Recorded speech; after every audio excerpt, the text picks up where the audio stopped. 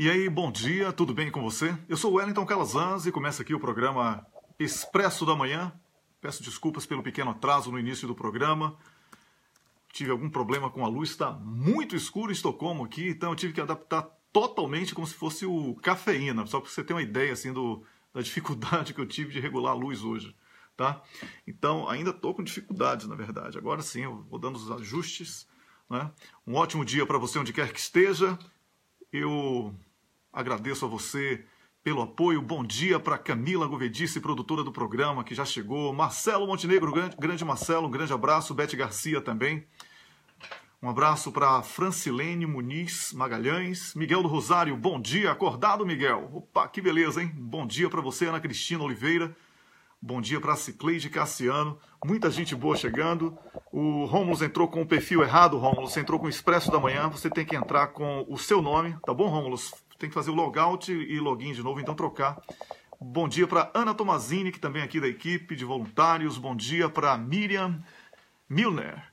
E também para Lala Ribeiro Munhoz, Dulce Helena Costa, Neck Perger. Muita gente já conhecida, muita gente nova chegando também.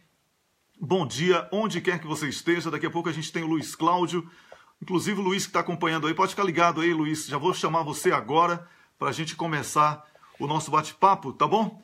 Eu sou grato a você que compartilha e curte as páginas. Muito importante compartilhar as páginas, acionar notificações, compartilhar conteúdo e comentar aqui para a gente poder bater esse papo muito importante para a democracia. Maria... Márcia Gonçalves, Janaína Miranda, Dione da Silva, bom dia para todo mundo. É isso aí, o Rômulo está com o login errado, então ele tem que trocar ali o nome, né? Ele entrou com o nome do programa. Bom dia para todas as pessoas que estão compartilhando também. Eu sou muito grato a você pela companhia. A Eliane Paulino, que está na Alemanha, bom dia para você. Opa, o Rômulo chegou aqui, agora chegou. Vamos ver aqui o Rômulo. Agora sim, Rômulo.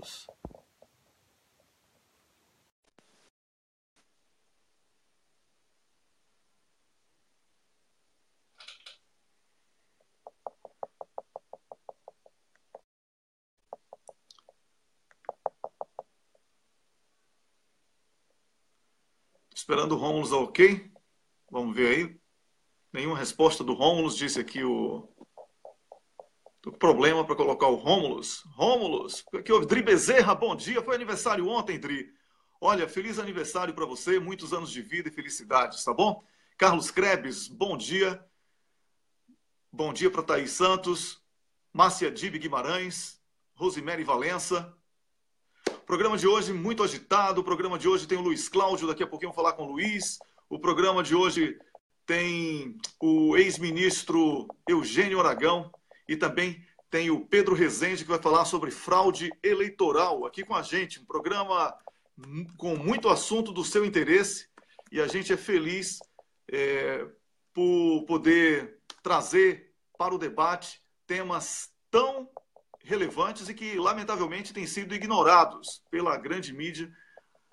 A Donise Meirelles também esteve no Uruguai recentemente, mandou mensagem para mim. Um grande abraço a Donise. Então, os temas de hoje são aqueles temas que o PIG, o Partido da Imprensa Golpista, não traz para o debate. E a gente vem trazer com especialistas, com pessoas ligadas à matéria, com conhecimento de causa, para que possamos trazer uma realidade que não é apresentada. A realidade mesmo, não é o fake news da Globo. Aqui sim, o Rômulo. Rômulo, você tá acontecendo algum erro aí com você que não estou conseguindo adicionar. Nesse perfil que você adicionou, que entrou agora, não consigo adicionar você. Acho que você não está entrando pelo telefone ou entrou com alguma coisa errada aí. Tá? Veja o que está acontecendo. Rômulo Maia, não quero você fora hoje, hein? Quero você aqui com a gente. Tá bom? Então, enquanto o Rômulo não chega, eu vou aqui tentar o Luiz Cláudio, para que ele possa conversar com a gente. Está dizendo aqui que o Luiz não está online, mas vou tentar mesmo assim. Eu sou insistente. Né? Vamos ver aqui. Vamos ver. Eu acho que o Luiz vai chegar aqui antes do Rômulo hoje. Alô, Luiz. Bom dia, Luiz Cláudio. Bom dia, Wellington. Bom dia a todos. Um grande abraço. Bom dia, Rômulo. Pois é, Rômulo não chegou ainda não, rapaz. Rômulo está numa conexão errada aí. Não sei o que foi que ele fez essa noite. Né? Que ele acordou trocando o perfil para Expresso da Manhã. Depois entrou com um que eu não posso adicioná-lo. Mariel já entrou aí. Um grande abraço, Mariel. Ô, Luiz, o fim de semana foi bom, Luiz? Um pouco. Fiquei com um problema na garganta aqui, mas já estou melhor. Fora isso aí, tá tudo bem. Sua voz está bem Cid Moreira lendo Salmo, hein? Pois é. Ô, Luiz, o tema que nós temos para conversar hoje é um tema que as pessoas já perceberam, mas é muito importante que você trace aí os detalhes, as linhas da psicanálise para esse assunto. É exagero meu, quando eu conversei com você rapidamente para definir o tema, dizer que Bolsonaro, Globo, Temer e PSDB são o golpe é o ódio, eles são siameses, eles estão grudados no nascimento e que, desde lá de Dória, quando houve aquela convenção para que Dória fosse escolhido o candidato do PSDB, já tinha acontecido aquele episódio da bizarrice da briga deles e no sábado foi repetido o quebra-pau, o que deixa claro que não há ali um debate político, existe ali uma disputa de gangues para saber quem vai ser o representante legítimo de uma legenda que está totalmente inserida no processo de desmonte, entreguismo e de combate ao Estado social e à soberania nacional. É exagero afirmar isso, Luiz? De maneira alguma. Eu acho que o diagnóstico é perfeito. Quem mais perdeu com esse golpe foi o povo brasileiro, claro, é evidente. À parte, no âmbito político, eu acho que o PSDB é o maior derrotado disso. Eles acharam que alguns caciques, sei lá, se você pegar o José Serra, o Fernando Henrique, o próprio Alckmin, o outro lá, o diplomata, o que cospe, na verdade, na palavra diplomata, né? No que significa diplomacia. Acho que é Aloysio Nunes o nome dele. Enfim, essas figuras acabaram lucrando, mas o PSDB está bem derrotado. Vai ficar mais explícito isso nessas eleições. E o seu diagnóstico é perfeito, porque eles pariram o Bolsonaro, na verdade, né? Uhum. E acho que para compreender, Wellington, é até interessante a gente voltar no tema. Luiz, posicione melhor o telefone aí, porque ficou abafada a sua voz, tá? Me escuta melhor agora? Sim, agora sim. Ótimo. Acho que para compreender esse fenômeno, né, a gente precisa retornar um pouco no tempo. Acho que por isso que você até retornou, fez muito bem, que não sei se dá para dizer que são vítimas do próprio ódio, porque de vítima eles não têm nada, né? São algozes.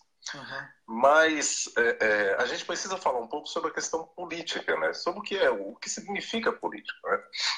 Eu, particularmente, não conheço outro modo de organização da polis, por assim dizer. Uhum. Os debates, as divergências, o diálogo, a escuta. O que acontece, e a gente precisa lembrar, é que o PSDB ajudou a patrocinar o descaso com a legitimidade da política. Isso tem consequência. Uhum. Né?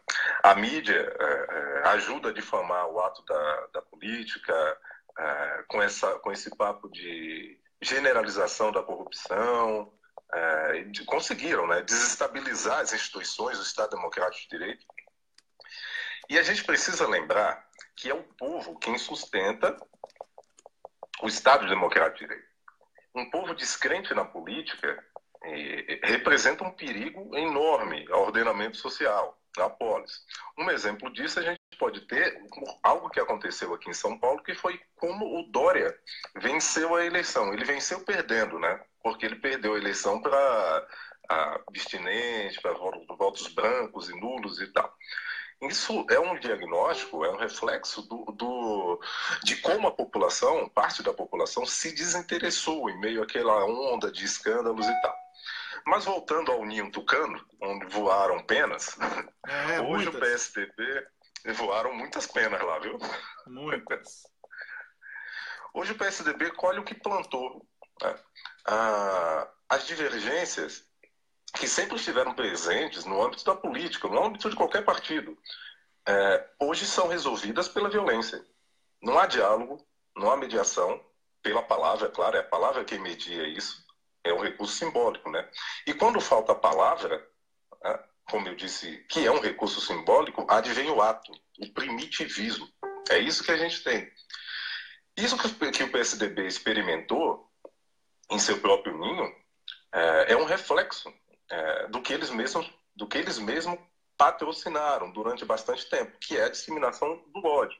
Uhum. Uma cria do PSDB é o Bolsonaro, porque o Bolsonaro é uma figura que tira voto do PSDB. Exatamente. É uma figura que encarna isso de maneira muito mais caricatural e tal. Ele é um extremista, é um outro extremista, né? Só que o discurso é um pouco diferente, mas são a mesma coisa, tem a mesma essência. Uhum. Eles estão adotando a mesma essência. Eu fui buscar, Luiz, no discurso de Alckmin, por exemplo, né, que é o potencial candidato deles aí, por falta de opção, né? E que também é um fracasso. Já nasce como fracasso, Alckmin, para candidato à presidência. Mas ele falou o quê? Ele falou a agenda de Temer, misturando com a agenda de Doritos, o João Dória, não é? Dória. Que é falar mal de Lula. Pronto, a agenda dele é isso. É ser Temer com a agenda de Dória. Ou seja, ele é a mesma coisa, é mais do mesmo, não é? Que coisa pior que essa missão. É um Frankenstein de tudo que não presta. Né? Mas pode continuar, Luiz. Desculpe interrompê-lo. Não foi interessante você ter falado isso, porque o Alckmin é um fracasso total. O Alckmin conseguiu, na eleição que ele disputou com Lula, ter menos votos no segundo turno que no primeiro. É uma façanha incrível isso. E justamente eu acho que um dos motivos foi a estratégia que ele adotou. Foi uma estratégia muito parecida com o que ele está adotando agora, que é de ofensa. Eu lembro do Lula ironizando, dizendo: o que me pega mal para você ser um sujeito com raiva. Não parece que você está com raiva, fica feio. O Lula é muito esperto no debate, né? Mas no caso do Bolsonaro, o que eu ia dizendo é que eu não o culpo tanto, né? Afinal, falta capacidade intelectual para o uso da palavra, para o recurso simbólico da palavra. A violência é o recurso dos sem recursos, e o Bolsonaro é um primata, com todo respeito aos primatas, claro. Não, claro. Então, essa estratégia que você está falando, que eles estão adotando, que a estratégia eles não, na verdade o Bolsonaro já se tocou e segurou um pouco a onda, mas o Alckmin não, continua atacando o Lula, e foi muito duro. Ele disse coisas do tipo que o Lula estava voltando para a cena do crime e tal. Enfim, eles continuam incitando o ódio dentro mesmo vendo o que aconteceu dentro do próprio partido. Eles são vítimas disso, continuam incitando esse ódio. Então, Bolsonaro e PSDB são a mesma coisa. Eles são a extrema-direita, eles são um retrato disso. Uhum, concordo com você. Então, não é exagero dizer que eles são irmãos siameses, não é? Não. Um é mais feio que o outro, né? O outro está mais perfumadinho e de terno, mas são a mesma coisa. Uhum. Então, Luiz, e você sabe que eu faço uma pergunta dura aí, mas tem que fazer a mesma pergunta, né? Depois do diagnóstico, depois de explicar o que levou a esse diagnóstico, tem que vir o quê? A cura. E qual é o tratamento para esse povo aí, Luiz? Se fosse na Grécia Antiga, esses caciques do PSDB teriam que tomar cicuta, né? Mas como a gente não tem isso como não é uma opção... Quero morrer seu amigo, hein? Quero morrer seu amigo, viu, Luiz? Mas continue. Eu acho que como não temos essa opção, eu acho que não há saída fora da política, fora do diálogo, das negociações, fora da palavra, fora do recurso simbólico. Acho que contra o ódio, contra a violência, o que a gente tem que fazer, o que todos têm que fazer, e a gente precisa tomar um cuidado para que não haja nesse próximo ano, nas próximas eleições, o que aconteceu, esse fenômeno que aconteceu aqui em São Paulo, né? E é convocar as pessoas para discutir política. Essa é a saída, para a palavra, para adotar a palavra, o diálogo e as negociações. É disso que se trata a política, e é importante. Não tem outra maneira de organizar, de um ordenamento social, se dá de outra maneira que não por aí. Ok. Ô, Luiz, eu sou muito grato a você por essa participação tão importante, porque esse foi o tema do fim de semana, sem dúvida alguma, muitas pessoas comentando, e você traz aqui uma análise distante da política partidária, mas entrando no psicológico de cada um desses representantes aí do golpe, temos que chamar, né, porque estão todos dentro do golpe, e todos se locupletam com Temer, nessa que o Jucá, com muita propriedade, chamou de suruba, com o STF, com tudo. Né? Então, eu sou grato a você, porque você traz essa visão que poucas pessoas estão atentas. Temer, Globo, Bolsonaro, PSDB estão no poder. A agenda de Alckmin apresentada naquela convenção Ring das bruxas. Convenção das Bruxas, foi a reafirmação do que Temer vem fazendo com a mistura daquilo que eles tentam condenar em Dória, mas que eles praticam mesmo, que é o ódio a Lula. Então eles não têm nada para o povo, é a dispersão através do ódio, e você já inúmeras vezes falou aqui que o ódio não se sustenta por muito tempo, porque as pessoas querem ser felizes. Ninguém quer viver no limite do ódio, que é um sentimento catártico. Não é isso? Exatamente. Muito obrigado, Luiz, por hoje. E que na próxima semana você venha com a sua sabedoria elevar ainda mais o nível do nosso debate. Tá bom? Obrigado a você, um grande abraço a todos. Um abraço e boa semana. Eu conversei aqui com o Luiz Cláudio Moura, o nosso psicanalista nosso, meu, de Rômulus. Rômulus, bom dia, o que foi que houve com você bom hoje, dia. Rapaz? É o Facebook tentando detonar a gente, é um bug. Não é Facebook, é Facebook. Fale mal dele não, senão ele... Olha, Facebook, porra.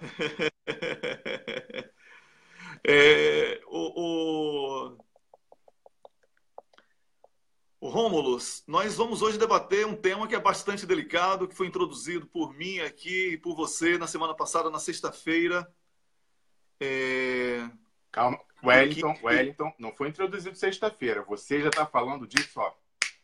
Sexta-feira, você revelou a bomba da minuta do discurso do Gilmar, confirmando o que você vinha falando aqui. Porque você já está em entendimento com essas pessoas, inclusive o professor com quem nós vamos falar agora, você já está falando com ele há um tempão. E a gente vai voltar e vamos ficar em cima disso. Você sabe que durante o fim de semana mais pessoas reverberaram essa preocupação. Então é uma questão que realmente a gente tem que ver.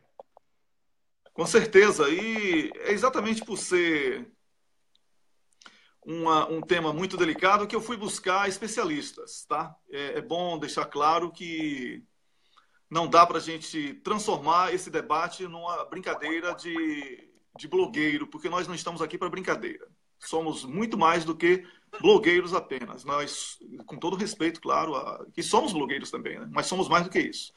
Temos Alô? aqui... Alô, bom dia! É o Pedro Rezende quem fala comigo? Bom dia, quem está falando aqui é o Wellington Calazans. Eu estou com o Rômulus Maia para essa conversa importante. Já estou aqui introduzindo para o público, mas eu quero apresentá-lo ao público de uma maneira mais digna, né, da sua grandiosidade aqui, tá bom? Eu estou falando agora com o matemático e professor no Departamento de Ciência da Computação da UNB, que é a Universidade de Brasília, onde atualmente leciona. No Vale do Silício, trabalhou com controle de qualidade na Apple Computer e com as primeiras aplicações de hipertexto, hipercards. Entre outras coisas, o professor Pedro Rezende fala com a gente hoje. Fala com a gente. Entrou aí uma musiquinha. Entrou aí uma música de espera. Entrou a música de espera do professor Pedro Rezende. Professor Pedro Rezende, essa musiquinha parecendo árvore de Natal chinesa. Precisa cortar aí.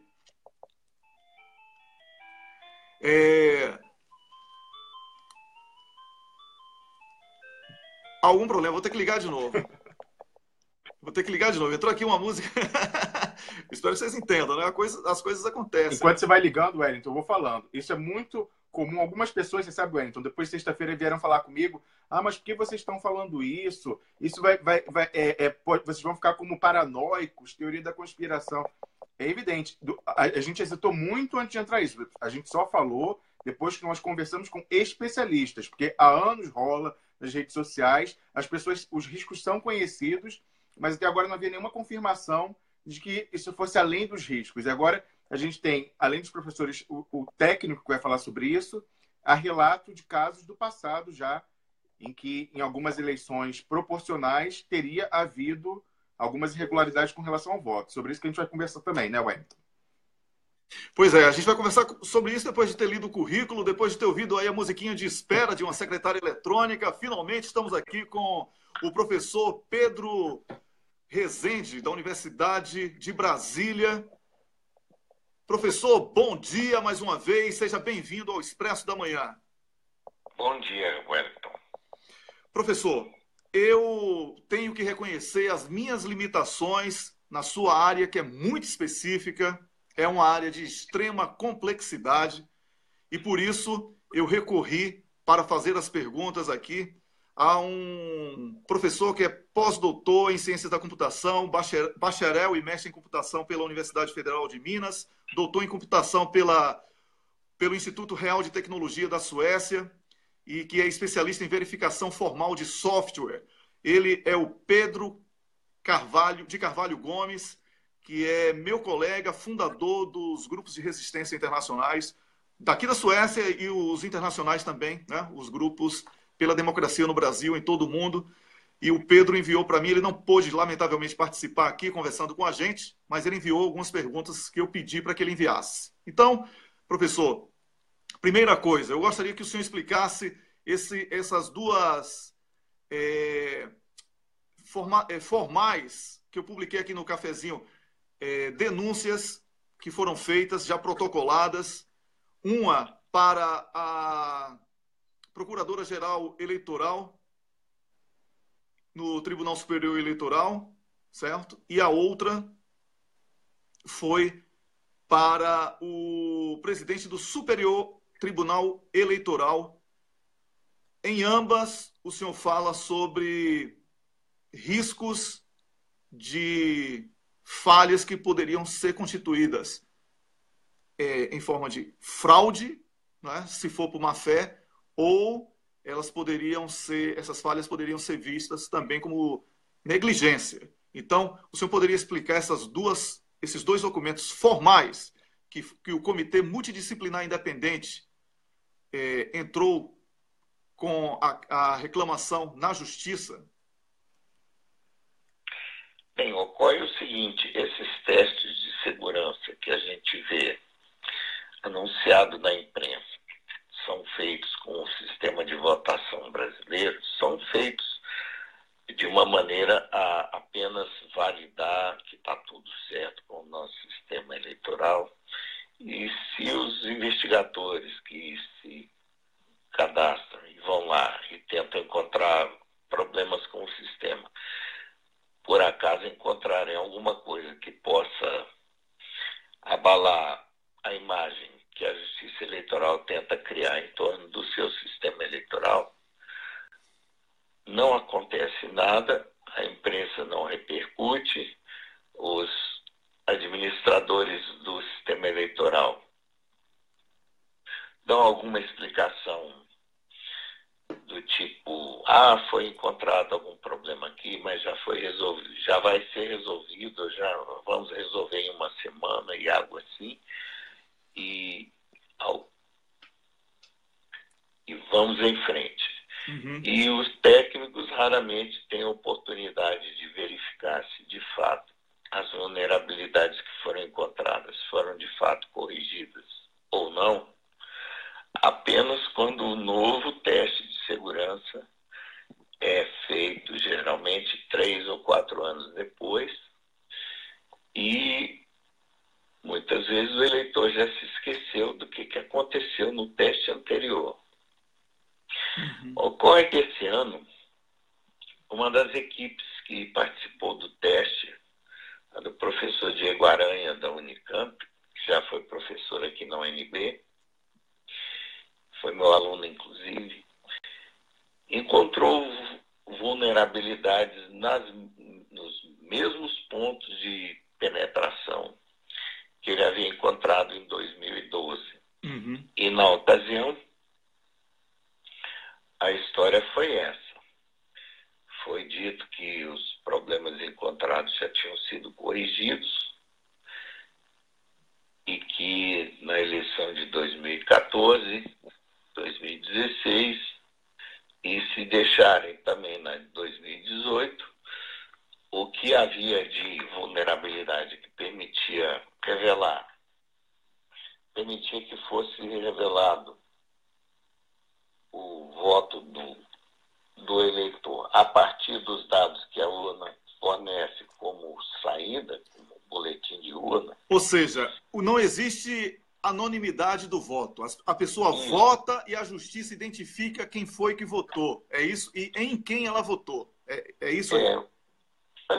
Anteriormente, a gente sabia que isso era possível pelo fato do Brasil ser o único país do mundo que faz eleição eletrônica de uma maneira onde o eleitor é identificado na mesma máquina em que o voto dele vai ser registrado. Mas o problema que o professor Diego descobriu em 2012 foi mais grave. Não só quem controla a urna poderia fazer a ligação entre a identidade do eleitor e o voto que é cadastrado, já que esses dois dados estão entrando na mesma máquina que a Justiça Eleitoral controla. O que o professor Diego descobriu em 2012 é que, a partir do boletim de urna, que é o documento que a urna gera para a totalização, que vai num pendrive para o cartório eleitoral, que é um documento público, que tem uma versão impressa que foi publicada na sessão eleitoral, em papel fixada. É possível, a quem entende como o sistema é constituído, reconstruir a sequência dos votos se tiver acesso aos dados de fiscalização que saem junto com o boletim de urna, o chamado RDV. Uhum. E acontece que esse RDV é uma fantasia criada pela Justiça Eleitoral para substituir, em tese, o voto impresso como um mecanismo de fiscalização.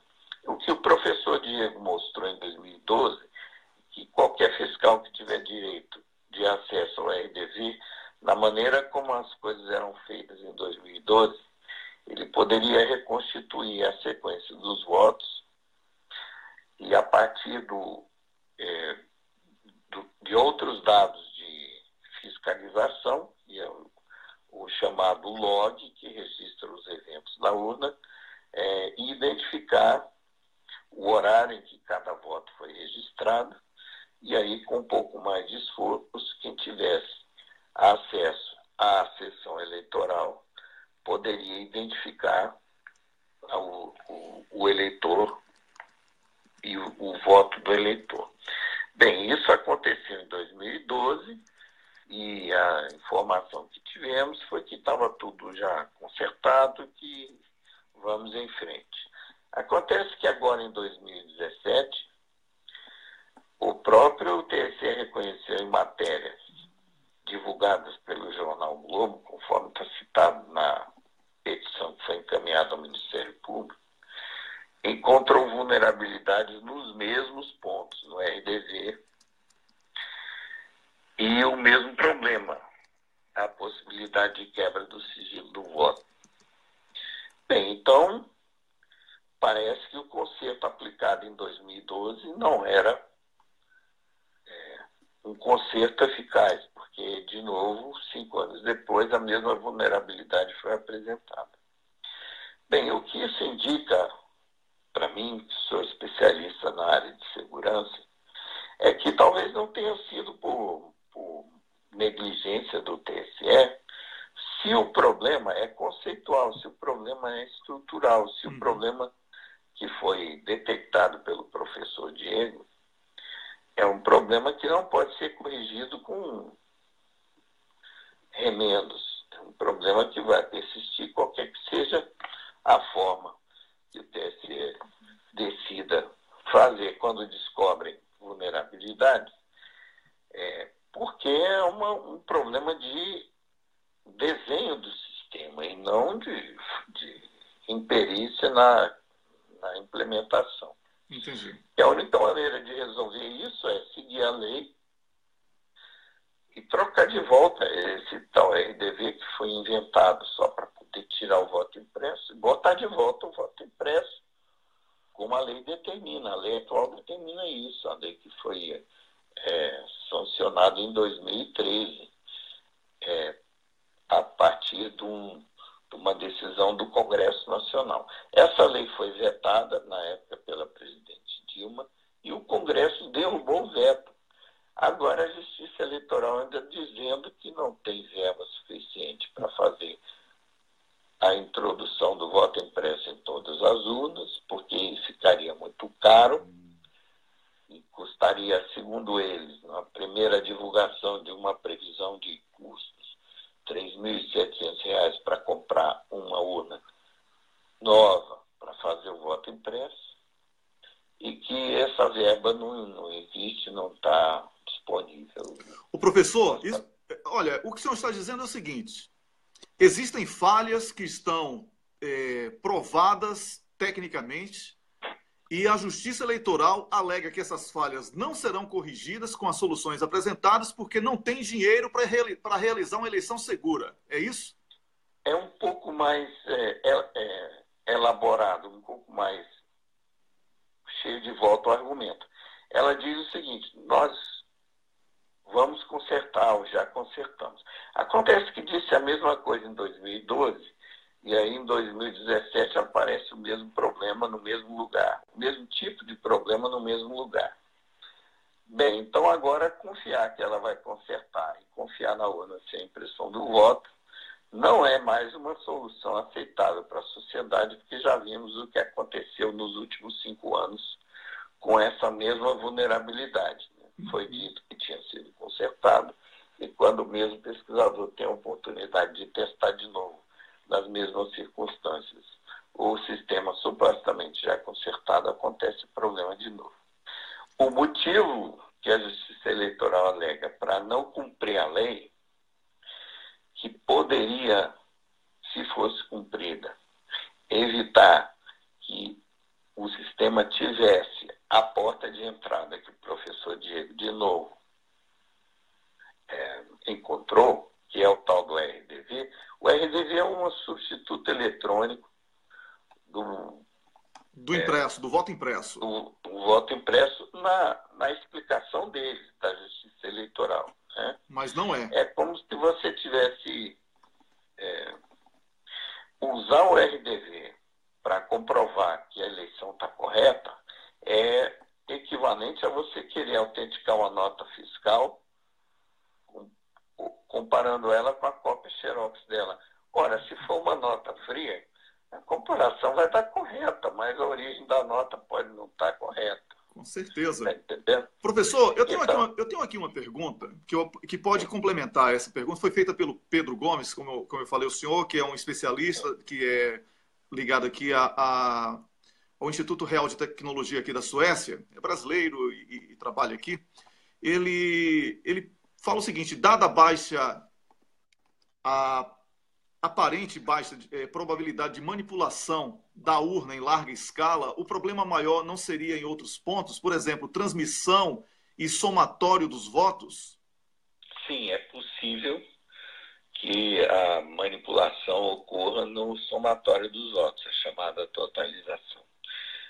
O que ele está se referindo à baixa probabilidade seria a interferência direta em uma urna já preparada com o software correto para fazer a eleição. Uhum. Mas existe uma forma de vulnerabilidade que é mais perigosa, que é aquela da adulteração do sistema que vai registrar os votos na urna, do software que vai na urna, não em urnas individuais, mas na origem, no momento, no percurso entre a preparação do software e o momento em que o software é inseminado em centenas ou milhares de urnas. Se esse software for trocado por uma versão adulterada que tenha sido contaminado no trajeto para manipular os votos na urna, é possível desviar votos em proporção que não levante desconfiança no resultado indireto, que são os votos coletados dos eleitores, em proporção suficiente para alterar o resultado da eleição, se quem programou a modificação, a alteração, tiver uma ideia de qual a porcentagem de votos desviados que poderia alcançar um resultado fraudado sem divergir muito das pesquisas de opinião. Sim. Ou se a divergência for significativa, de uma maneira que possa ser legitimada por uma pesquisa de opinião que já faça a conta de chegar de qual porcentagem de votos vai ser desviado então, a pesquisa malicioso. A pesquisa, professor, desculpe interrompê-lo. Então, a pesquisa de opinião pública, e eu falei isso aqui na sexta-feira, eu falei, olha, Lula tem muito mais do que esse percentual que está sendo apresentado aí por Ibope e por Datafolha. Eles já estão puxando para baixo para não dar a verdadeira margem de Lula. Eu venho falando isso aqui. E tem aí uns falsos amigos de Lula que ficam cercando Lula. Né? Tem muita gente que diz que é amigo de Lula, mas está lá perto e que estão tentando duas coisas. Botar um candidato de direita para ele, que é uma das coisas, e a segunda coisa por exemplo, fazer com que ele acredite na lisura de Gilmar Mendes, o que seria um suicídio. Agora, para a gente concluir a nossa conversa sobre urna eletrônica, professor, o senhor falou aqui em possibilidade de manipulação dentro da urna, isso seria um problema físico e talvez lógico também, e o outro de transmissão, não é? Na transmissão dos dados. Existem duas saídas. O voto impresso, que já existe, por exemplo, na urna da Venezuela, que é considerada uma das mais seguras do mundo, não é? Porque houve o questionamento sobre o pleito eleitoral na Venezuela e como cada eleitor recebe o seu papelzinho para comprovar o que votou naquele candidato, pela proporcionalidade foi possível mostrar que os resultados estavam corretos e acabou aquele escândalo show da oposição naquela oportunidade. E a outra, isso aqui é uma pergunta do Pedro Gomes, o senhor vê como o blockchain, que é uma das tecnologias de compartilhamento usadas hoje, por exemplo, pelo Bitcoin, que é um dos mais seguros do mundo, que não tem servidor, que não pode ter manipulação, porque são diversos servidores, todo mundo que usa é servidor ao mesmo tempo. É essa tecnologia que resolveria o problema da transmissão dos dados? O blockchain resolveria o problema das possíveis manipulações de resultado eleitoral que possam ser feitas a partir do momento em que os votos têm que ser transmitidos para totalização.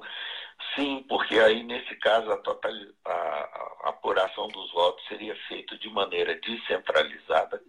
Cada sessão eleitoral poderia fazer a totalização de forma independente e qualquer manipulação teria que ocorrer em mais de metade das sessões eleitorais para convergir para o mesmo resultado manipulado, o que equivale a você ter condições de ganhar a eleição, se você consegue colocar votos suficientes para ganhar a eleição em mais de metade das sessões eleitorais. Já existe, inclusive, um protótipo desenvolvido pela empresa de segurança digital, Kaspersky, que está sendo colocado em teste piloto. Já cruzei com essa notícia coisa de um mês atrás. Uhum. E existem vários pesquisadores já tentando desenvolver sistemas de votação eletrônica que fazem a totalização de forma descentralizada. Mas no caso da eleição de 2018 no Brasil, a situação é um pouco mais complicada para a Justiça Eleitoral pelo seguinte: existe já uma lei aprovada que obriga a Justiça Eleitoral a colocar o voto impresso nas sessões eleitorais E a pretexto de que a lei não diz isso de uma maneira que eles interpretariam como uma exigência, não inclui a palavra todas as sessões eleitorais, diz apenas que é para colocar o voto impresso na eleição. Eles estão dizendo que se fizerem em 3% das urnas ou em 5% das urnas, apenas isso já seria suficiente para cumprir a lei. Uma eleição que tem um mecanismo de verificação em 5% das urnas não oferece nenhuma proteção contra a manipulação, como a gente conversou aqui, porque a manipulação pode ser feita nas outras 95% das sessões eleitorais, seja trocando o software antes dele entrar na urna, seja com os boletins de urna eletrônicos que são totalizados de forma eletrônica na Justiça Eleitoral no percurso. Professor, o teste que foi feito em 2015 mostrou que é possível trocar o boletim de urna a caminho eletrônico, a caminho que sai da urna e vai para a totalização nos tribunais, sem que o mecanismo criptográfico de verificação da origem do boletim de urna detecte que aquele boletim de urna não é legítimo, que ele foi forjado e trocado a caminho, porque a forma como a criptografia foi implementada no sistema eleitoral é falha. Isso foi o teste de 2015, né? Então, da mesma maneira que a gente não pode verificar como foi feita a correção naquela ocasião, nessa ocasião a gente não vai poder verificar também se formos depender apenas do voto eletrônico. Então, o que está sendo apresentado para não cumprir a lei ipsiliteris, colocar o voto impresso em todas as urnas, é que não há dinheiro suficiente, porque teria que trocar todas as urnas ao preço de 3.700 cada. Entretanto, houve já uma tentativa anterior de introduzir o voto impresso por lei eleitoral em 2009, quando a Justiça Eleitoral precisou fazer uma grande troca de urnas pelo cronograma deles, comprar 250 mil urnas, quase a metade do acervo que é usado numa eleição, antes da derrubada do artigo que exigia o voto impresso no STF, sob a alegação de que era inconstitucional. No momento em que o TSE estava licitando empresas para fornecer urnas, a gente percebeu que o pedido de especificação da urna não continha a possibilidade do voto impresso. O voto impresso, Olha sendo só. que havia uma lei vigente que exigia o voto impresso. O TSE foi questionado por que ele estava comprando urna sem impressora, se a lei mandava que imprimisse o voto. E ele respondeu, na ocasião, no informe número 10 de 2009.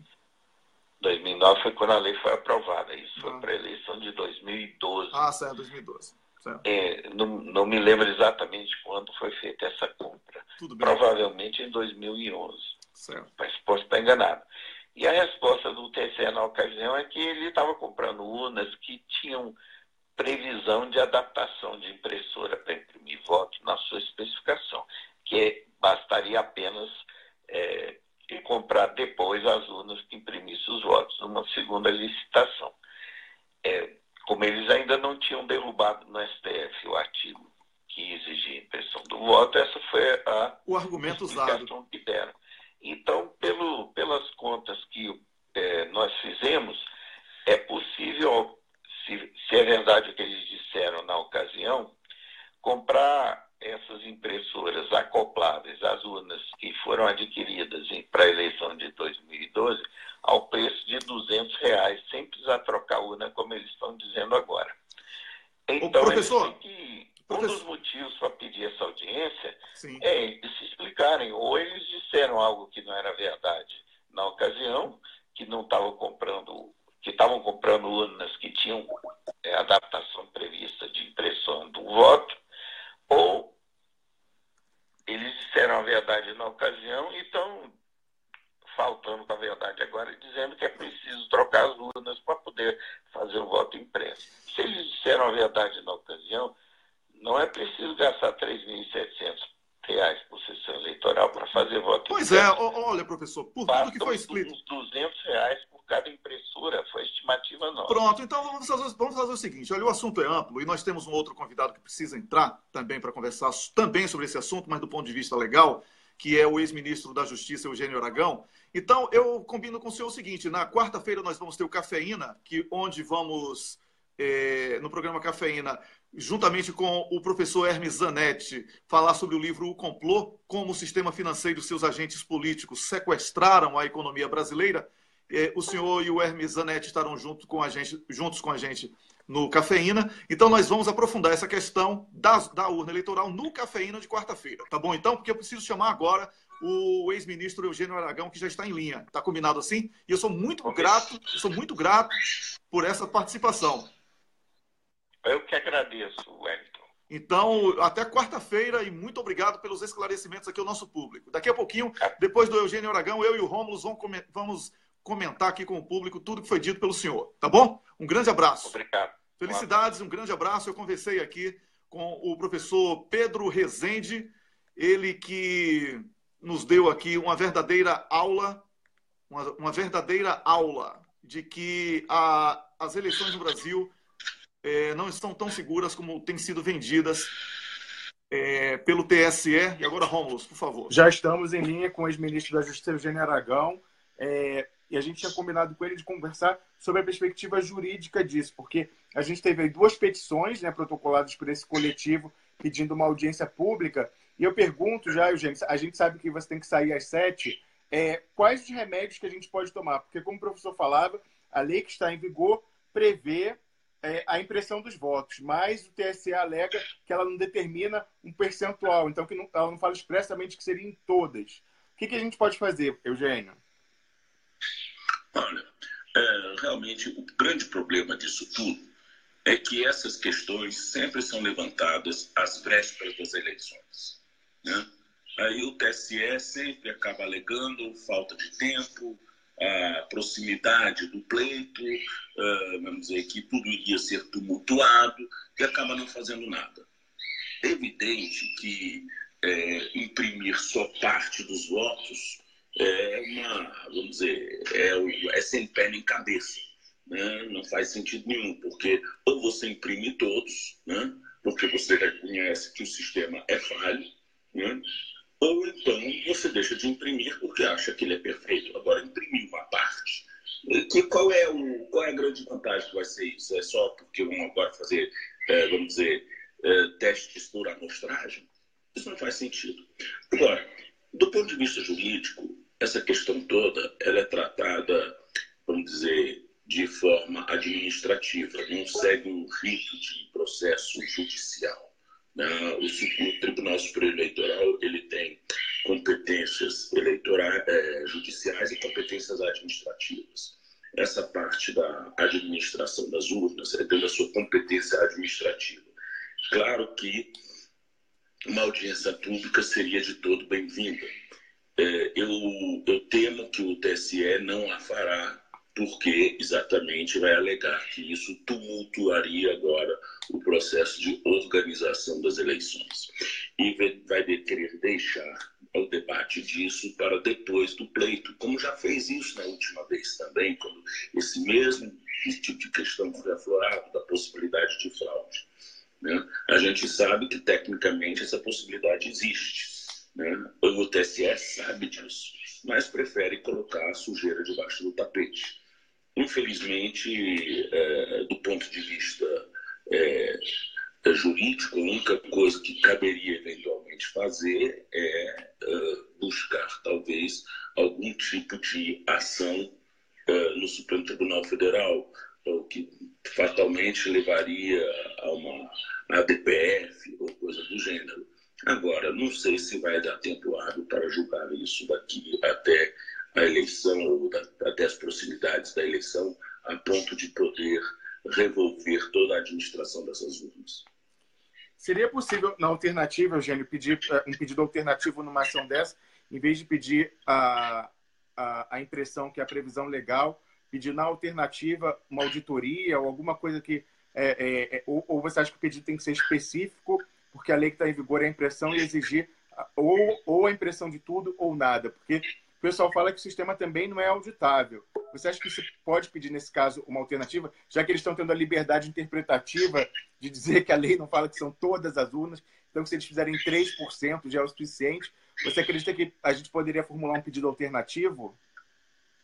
Olha, há essa possibilidade sim, isso é uma questão de ser estudado. O ideal seria que os partidos políticos que estão envolvidos na eleição, que eles tivessem essa possibilidade de fazer, vamos dizer, essa ação em conjunto, porque afinal de contas isso daqui está colocando em validade o pleito todo.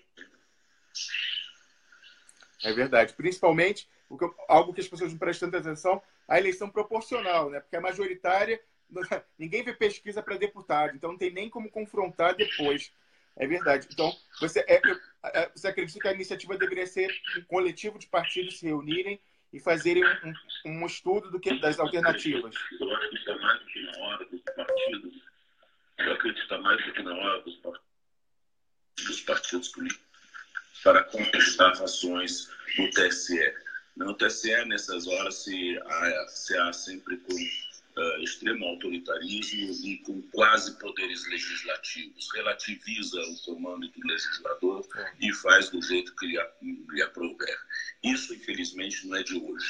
Tá? Isso aqui tem sido assim direto. O judiciário, como um todo no Brasil, não é muito afeito a, vamos dizer, interpretações conforme a mente do legislador. Ele acredita que tem uma independência tal de fazer interpretações por mais absurdas que sejam. Eugênio, a gente sabe que tem que sair 7 horas, mas eu vou fazer uma pergunta final para você. A gente viu essa iniciativa, inclusive que o Gilmar Mendes vai mencionar no discurso dele de despedida, de parceria do TSE com a ABIN, PF, Ministério Público Eleitoral e Facebook e Google para monitorar fake e reprimir, entre aspas, o que eles alegam ser fake news nas redes sociais. Você não acha que o TSE está extrapolando a competência dele? Olha, eu sempre disse, o judiciário fiscalizando eleições é um perigo para a democracia. O judiciário de todos os poderes é o menos democrático. O judiciário, quando ele fiscaliza eleições, é como se fosse um porrete em cima dos candidatos, cerceando a liberdade de ação. Né? Isso mostra claramente que o ministro Gilmar não é muito afeito a práticas comunicativas democráticas. O problema disso tudo que eu vejo é que nós vamos ter agora um ameganhamento maior ainda do processo eleitoral. E claro que, como a gente sabe, como isso aqui tem acontecido na prática do judiciário nos últimos anos, isso tende a ser uma prática seletiva, né? Mais em favor de um e menos em favor do outro. Não é isso? E me parece que a preocupação de Gilmar é, ao que tudo indica, uma vitória do PT. Exatamente. Então, só para fechar, o caminho para isso também seria tentar provocar o Supremo contra um eventual convênio do TSE com a ABIN e Facebook. Você acha que seria essa solução, os partidos provocarem o Supremo? Seria uma coisa muito útil a gente começar a pensar. Nós vamos tentar provocar os jurídicos dos partidos para ver qual tipo de ação coletiva que possa ser feita em relação a isso. Tá certo. Eugênio, obrigado. A gente com certeza vai voltar a conversar com você sobre isso, porque a gente precisa realmente reunir o pensamento jurídico e ver quais alternativas nos restam, mesmo sabendo que no Supremo, né, como o pessoal dizia, o acordão, o Jucá falou, o acordão é com o Supremo, com tudo. Mas, de qualquer forma, a gente tem que fazer a nossa parte. Obrigado, Eugênio, pela deferência de entrar mais uma vez com a gente aqui cedo e oferecendo essas considerações tão importantes. Obrigado a vocês. Bom dia. Falamos agora com o ex-ministro da Justiça, um atuante quadro da Justiça brasileira, mesmo depois de ter ido para a reforma, Eugênio Aragão, que também, assim como eu, assim como Rômulo, assim como você que está me assistindo agora, está preocupado e atento em busca de soluções para este risco à democracia brasileira, que é a fraude eleitoral. Sabemos que esse tema é tão delicado que ele pode ser usado de forma canalha pelos não menos canalhas para desestimular o cidadão ao voto. Aí vai surgir um pobre de direita, normalmente é o pobre de direita que lança fake news e desencorajamento para as demais pessoas. Ah, isso aí é tudo carta marcada, eu nem vou lá. Ou então vai aparecer aquele herói que é o radical e vai dizer não voto em ninguém. Ou então voto nulo, não é? Sempre aparece. Sempre aparece. Não caiam nesse engodo. A única arma de transformação é o voto. A justiça eleitoral não pode ser uma quadrilha eleitoral. Não podemos, em hipótese alguma, aceitar sob esse argumento de que não tem dinheiro para termos uma eleição segura, que os nossos candidatos não sejam eleitos. Porque esta semana, o ladrão, que hoje é presidente da República, Michel Temer, quer perdoar 1 trilhão para as empresas de petróleo. Como é que um cara que quer liberar 1 trilhão, isso no papel, porque são 4 trilhões, especialistas já estiveram aqui e fizeram as contas. São 4 trilhões, porque 1 trilhão é o que ele libera e quase 3 trilhões é o que o Brasil deixa de produzir, porque a indústria brasileira quebra. Não gera emprego, não gera imposto, não gera receita para o país. Então, como é que um canalha, ladrão, porque é ladrão, que compra votos de deputados ladrões, os deputados ladrões estão votando com Temer, que é ladrão. Como é que um presidente ladrão diz ao STF que não tem dinheiro para realizar eleições seguras e quer liberar 1 trilhão só de isenção de imposto? Sem falar 25 bilhões para o Banco Itaú, sem falar bilhões e bilhões que ele gastou para comprar votos para não ir para a cadeia, porque é ladrão, não é? Que papo é esse de não ter dinheiro? Que papo é esse de não ter dinheiro? Então, fazer uma eleição aberta. Cada um escreve no papel, eu voto em fulano e entrega. Não tem dinheiro? Vale, é igual ao jogo do bicho. Vale o que está escrito. Esse papo furado de Gilmar. Quem é que vai confiar em Gilmar Mendes? Quem é aqui que vai confiar em Gilmar Mendes? Mais sujo do que pau de galinheiro. Fux. Quem é que vai confiar em Fux? Fux é refém dos crimes. Fux é refém dos crimes que cometeu no Rio de Janeiro. Ele sabe disso. Por isso que a cabeça dele é igual o voto dele é igual a fralda de criança. Ninguém sabe o que é que vai sair de lá de dentro.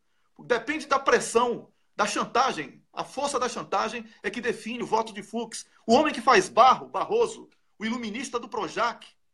Quem é que vai acreditar nesses caras? Não dá. A gente tem que tomar cuidado. E o Gilmar Mendes, como eu antecipei aqui, na minuta do discurso de despedida dele, vai querer condenar quem? A Venezuela, porque é quem tem a eleição mais segura hoje na América Latina, talvez do mundo, certo?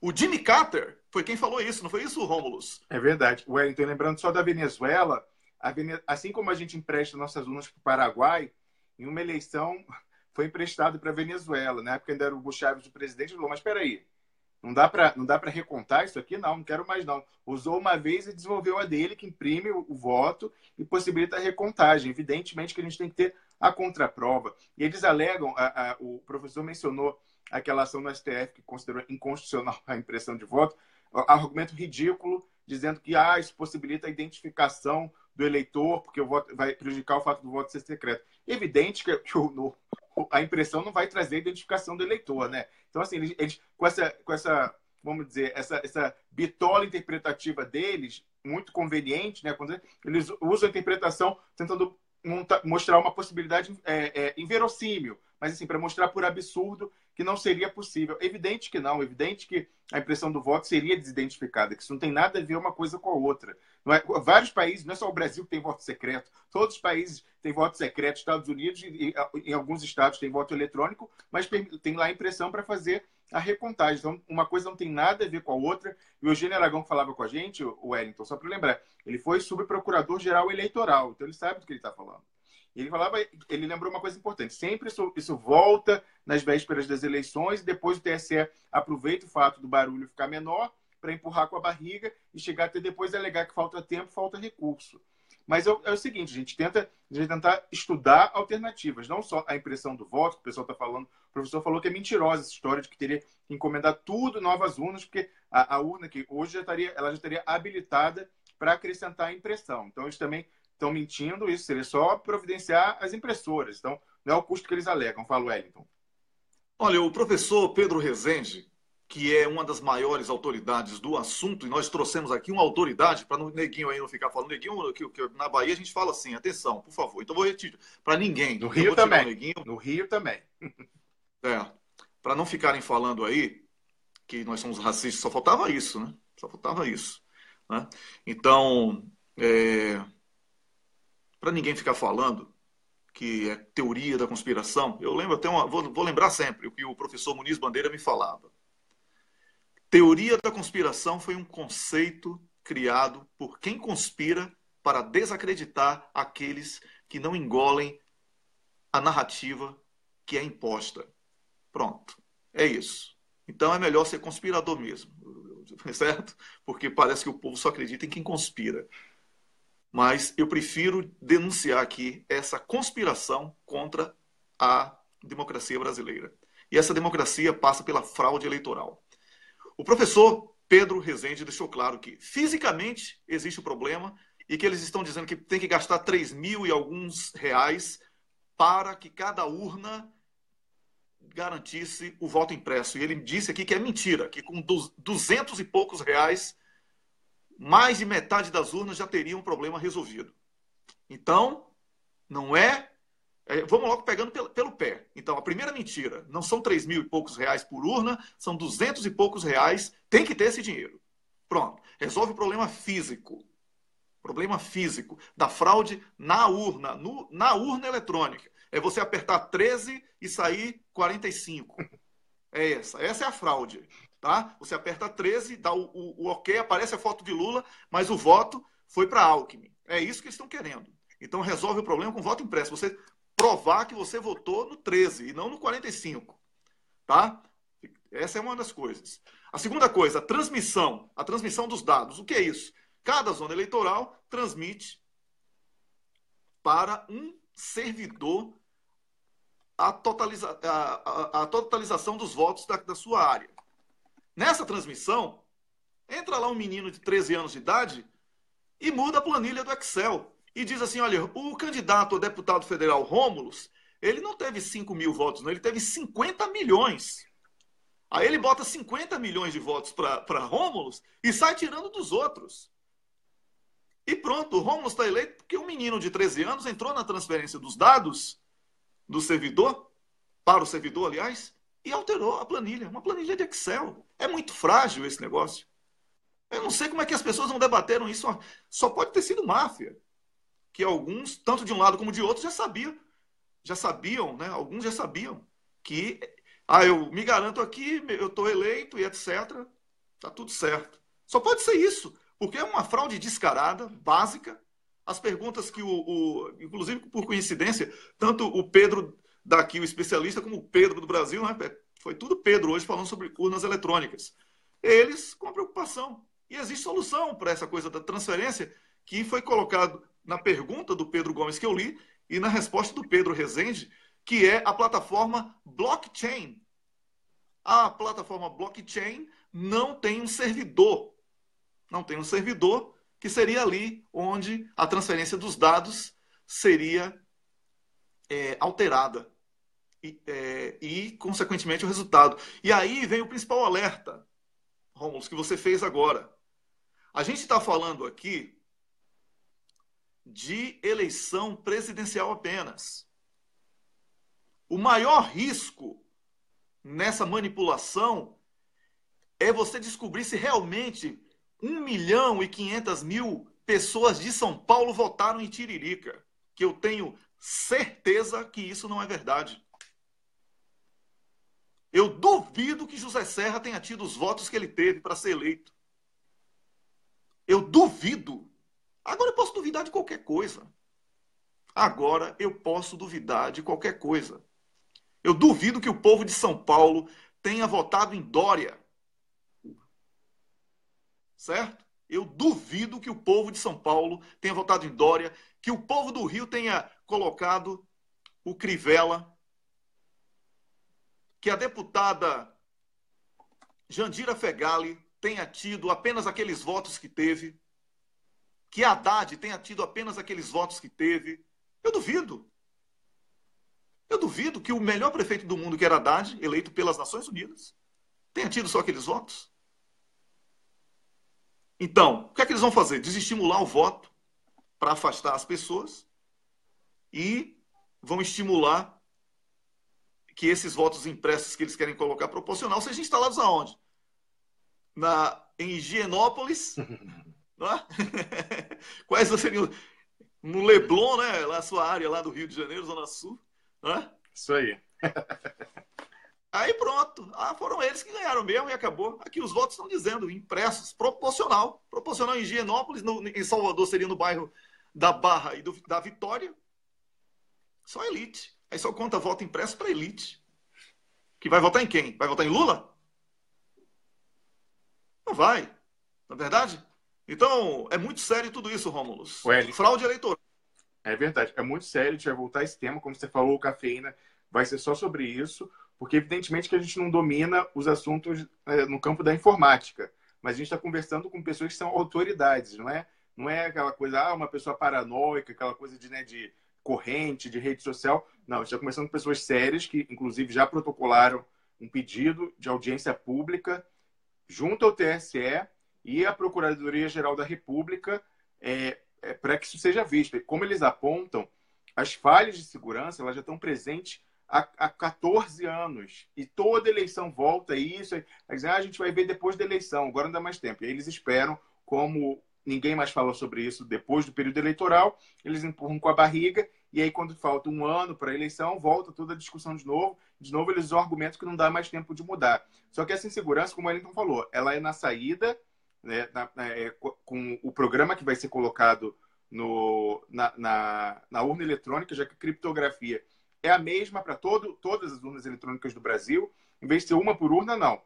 Com uma chavinha, você abre todos os cadeados.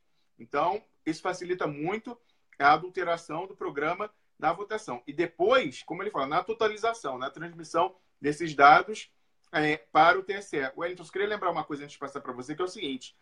Esse é o golpe no voto. Mas o TSE vai tentar outros golpes até lá para prejudicar o eleitorado do presidente Lula. Então, o que eles podem fazer? Colocar a urna biométrica, até hoje foi um problema, né? Ela nunca funcionou direito, aquela coisa, fila, não autentica a pessoa. Colocar o biométrico lá no Nordeste, colocar quase tudo de biométrico lá, que é justamente a gente tem mais dificuldade, os documentos das pessoas são velhos. Vocês lembram que uma vez eles quiseram passar um regulamento dizendo que a pessoa tem que apresentar 2, 3 documentos. Imagina, no sertão, quando a pessoa tem um, já é demais. E aí queriam 2, 3 para confirmar. No final, isso foi derrubado. E aí acabou autorizando essas pessoas a votarem. Mas então, usar o tal do... Você me falava no outro dia, né, Wellington? Do recadastramento por aplicativo de celular. Ora, quem no sertão vai ter aplicativo ou saber utilizar aplicativo de celular para se recadastrar? É um absurdo, diga, Wellington. Não, mas sobre isso aí, Rômulo, sobre isso aí eu quero falar o seguinte, que o nosso campo de atuação no espectro político do nacionalismo, que é hoje o que une todos que se consideram progressistas, os chamados antigos de esquerda, né? Porque agora são nacionalistas. Nacionalistas, não tem para onde correr. Hoje é condição sine qua non. É uma frente, a frente nacionalista embarca essas pessoas e todo mundo que é a favor do projeto de sobrevivência do Brasil. Exatamente. Então os nacionalistas precisam tirar proveito desse golpe de Gilmar Mendes de querer botar um aplicativo, né? Para como o Rômulo falou, sem preconceito, porque eu sou do Nordeste, mas é verdade o que você está falando. Pessoas do interior do Nordeste aí, que quando tem a carteira de identidade, já é uma festa. Imagine agora ter que ter a carteira de identidade e um telefone celular, smartphone, para poder... Não é? Quer saber? Pacote de dados, tem que ter pacote de dados, né, para poder usar. Isso é exclusão. Isso é exclusão. Então, nós temos que fazer o quê? Mutirões. E aí o José Disseu, que estava querendo fazer mutirões em defesa de Lula, José Disseu, eu sei que você assiste ao nosso programa, eu sou muito grato por isso. A minha sugestão é que, ao invés de fazermos comitês em defesa de Lula, vamos fazer a seguinte campanha: meu voto, minha arma. Porque o povo já está com Lula. Já está claro. A gente tem que defender hoje é o direito desse povo escolher Lula. Porque é isso que eles estão querendo excluir. O povo já está com Lula. Não tem para onde correr. A gente tem que fiscalizar essas pesquisas de opinião pública, que são a primeira etapa do golpe eleitoral. É impossível hoje que Lula tenha apenas 37, 38, como o Ibope está falando. É impossível tecnicamente. Sabe por quê? Basta olhar a rejeição ao governo Temer, que a gente tem que chamar de governo, lamentavelmente. E Lula representa o quê? A oposição ao que Temer faz. O oposto do que é Temer. Como é que Lula teria menos do que 48, 53 do espontâneo? Qual é o outro candidato? Qual é o outro candidato que teria condição de concorrer com Lula? Nenhum, não existe.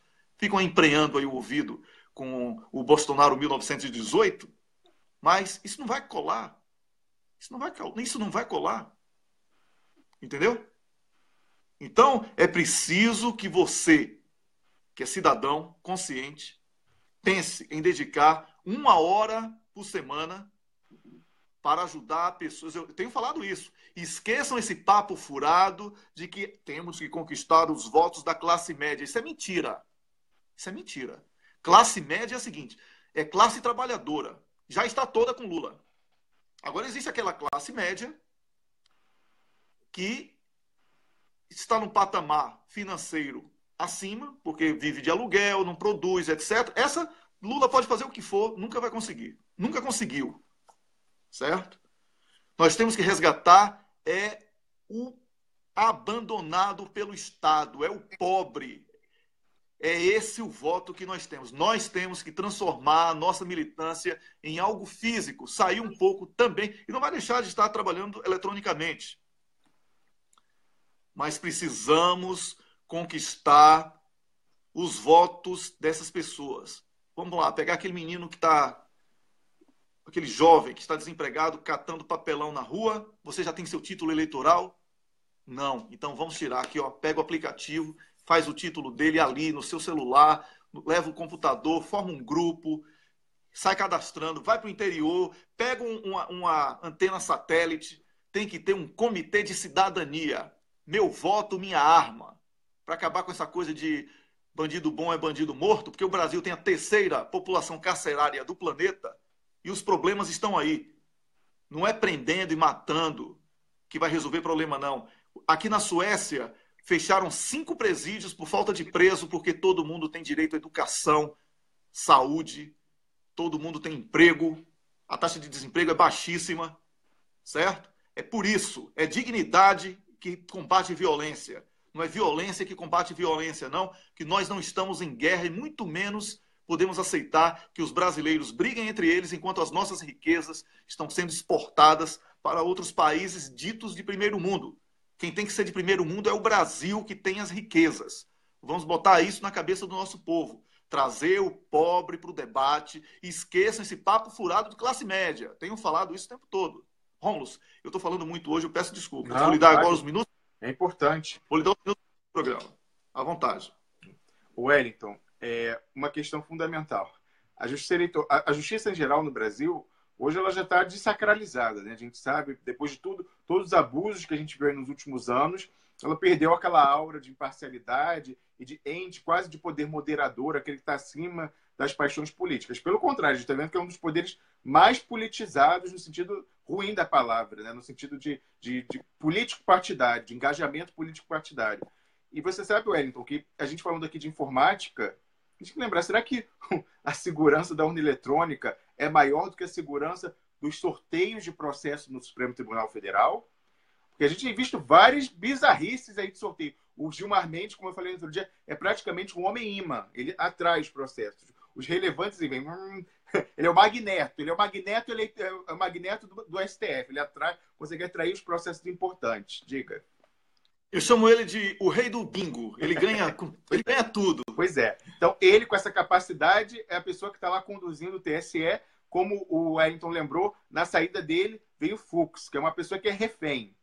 Todo mundo sabe. Eu comentei aqui na sexta-feira, ele já virou voto em julgamentos complexos, relevantes, questões de conflito entre poderes.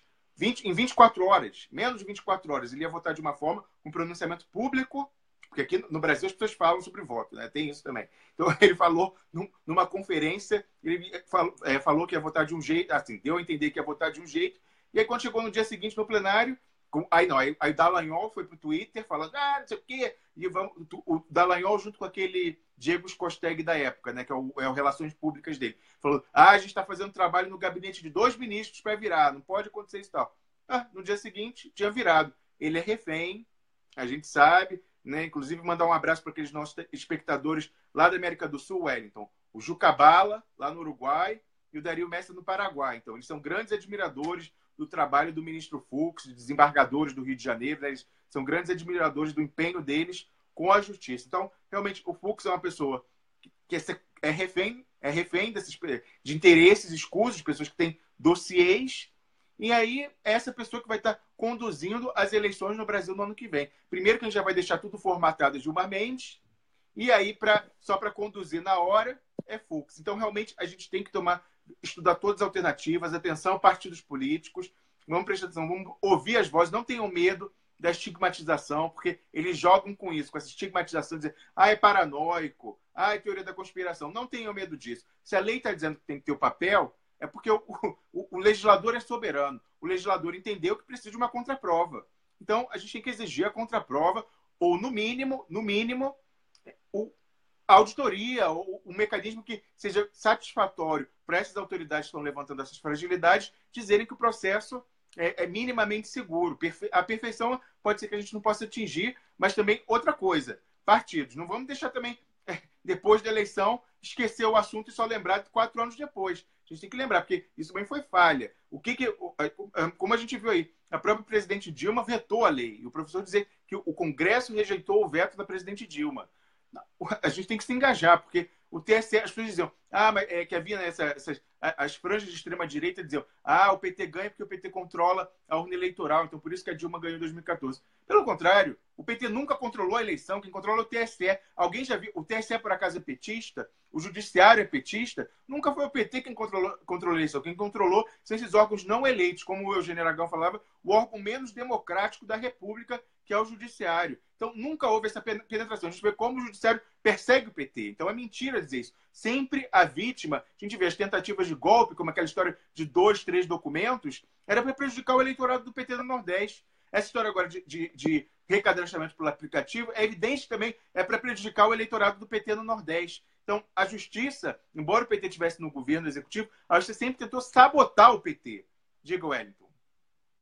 Eu quero dar um abraço especial aqui para a Tássia Camargo, que está acompanhando a gente e que quarta-feira vai estar no Cafeína discutindo também essa questão eleitoral e também o livro que eu mencionei há pouco. Eu quero ler aqui um comentário do Carlos Krebs, que é colaborador aqui do nosso programa, na equipe de voluntários do Expresso da Manhã, que é Fux é o que já deu a letrinha dizendo que alguém condenado em primeira instância não deveria concorrer. É isso. Fux é esse, Carlos Krebs. Você está certo. Assim, é carta marcada contra Lula. Certo? Wellington. E por que eu falo Lula? E por que eu falo o nome de Lula aqui, Rômulo? Porque você fala o nome de Lula. Porque nós entrevistamos aqui 2 senadores do PMDB a semana passada. Cátia Abreu e Roberto Requião. E eles deixaram claro, inclusive o Requião mandou um recado direto para o Ciro Gomes. O caminho para voltar ao poder é Lula. É a nossa única chance. Não podemos brincar com isso. Por isso, temos que defender Lula sim.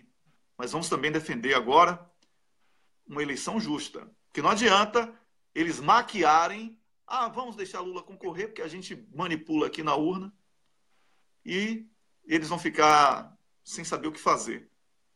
Porque não é só Lula ganhar. Tem deputado que está ganhando voto aí nessa fraude eleitoral, tem senador que está ganhando voto nessa fraude eleitoral, e é isso que a gente deve combater. Excluir o pobre com aplicativo, com excesso de documentação, como estão querendo, vamos derrubar. Vamos usar as armas dele e vamos pressionar. Vamos usar a lei, porque a justiça, por mais falha que ela seja, ela tem pessoas sérias lá dentro. E a justiça é a nossa ata. A ata do golpe é a justiça, porque é com registro na justiça que a gente vai dizer lá na frente quem é quem. E quem cometeu, quem prevaricou, quem cometeu o crime, mesmo sendo uma pessoa da justiça que deveria defender a justiça. Rômulus, o nosso tempo... Wellington, só para fechar, um ponto que você levantou no início do programa que a gente tem que retomar é alô PT. O pessoal está vindo com história de indicar vice de direita para o Lula, para dizer, para ele conquistar... Não.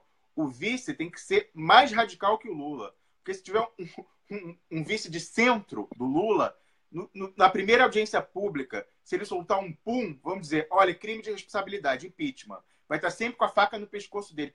Não tem essa de vice de... Filho do Josué Gomes, filho do Zé Alencar, só tô falando, Trabuco. Benjamin Steinbrück, Trabuco, empresário, é o caramba. Eu já ia falar um palavrão aqui. É o caramba.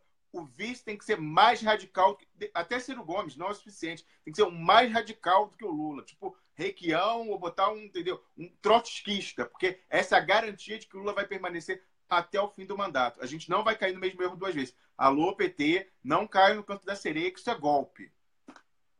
Com certeza. Rômulus, hoje é segunda-feira, o dia que normalmente falamos da Lei Cancellier, mas eu combinei com o pessoal, com o Dr. Rubens, para ele aparecer aqui amanhã para a gente falar sobre esse assunto, porque essa semana nós teremos novidades sobre a Lei Cancellier e, por isso, eu deixei para que amanhã a gente possa conversar com mais calma sobre esse importante tema. Nós defendemos a Lei Cancellier, referendo revogatório e reconstrução nacional.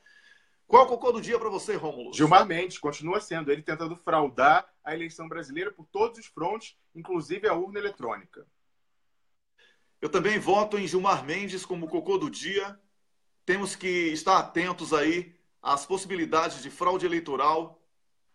O Brasil não pertence a uma cleptocracia. A cleptocracia assaltou o poder de uma mulher honesta, que tem um mandato subjúdice e que nós precisamos derrubar esses caras, já que eles querem se manter até as eleições, nas urnas, mas com eleições limpas, cristalinas, para a gente dar uma goleada neles, tá bom? Para eles nunca mais botarem o narizinho do lado de fora, ficando assanhadinho. Vamos terminar o programa aqui com o cocô do dia.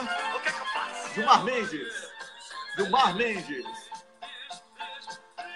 Um cocô.